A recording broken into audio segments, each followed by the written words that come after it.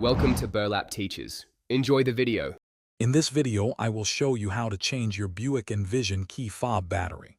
First, gather your tools, a small flathead screwdriver and a fresh CR2032 battery.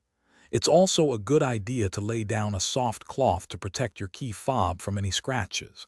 Make sure you have good lighting so you can clearly see what you are doing. This simple preparation makes the whole process much smoother. Now let's open the key fob. Look for a small slot, usually on the side where the key ring attaches. Take your small flathead screwdriver and gently insert it into this slot. With a slight twist, the two halves of the fob should begin to separate. Be careful not to use too much force as the plastic can be delicate. Take your time to avoid damaging the casing.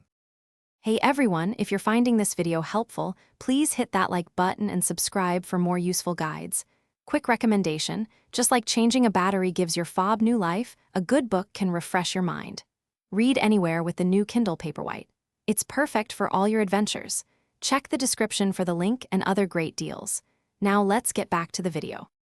Once the fob is open, you'll see the old battery. Before you remove it, take a quick mental note of its orientation, specifically which side is facing up. This is usually the positive side. Gently pry out the old CR2032 battery. Now, take your new CR2032 battery and insert it into the compartment, ensuring the positive side is facing up, just like the old one was. With the new battery in place, it's time to reassemble your key fob. Carefully align the two halves of the casing. You'll want to make sure they fit together perfectly before applying pressure. Gently press the halves together until you hear a satisfying click, indicating they are securely fastened.